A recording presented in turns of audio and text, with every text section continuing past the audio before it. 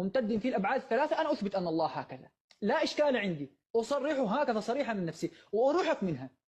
أنا أثبت أن الله عز وجل شخص له طول وارتفاع وعرض وامتداد، أنا أثبتها لا إشكال. وأثبت أن الله له حد في نفسه، أي أن لذاته العلية تبارك وتعالى غاية ومنتهى.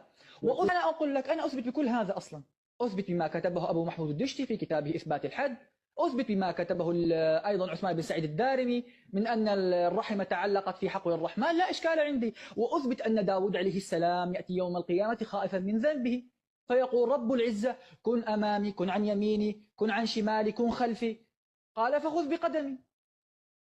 الدارمي رحمه الله عثمان بن سعيد في كتابه قال هنا خذ بركبتي، هنا لا إشكال عندي. أنا والله سعيد جدا، الشيخ أبو عبد الله يقدم لي هدايا، وكأن هذه المناظرة كرامة للإمام النووي وأئمة التنزيه الذين بدعتموه. انظروا ما يقول يا إخوان من بداية المناظرة، يقول أثبت الاستلقاء، وأثبت أنه يضع رجل على أخرى، وأثبت أن له ذراعين وصدر، ثم يؤكد يقول له طول وعرض وامتداد وهو شخص. والطامة الكبرى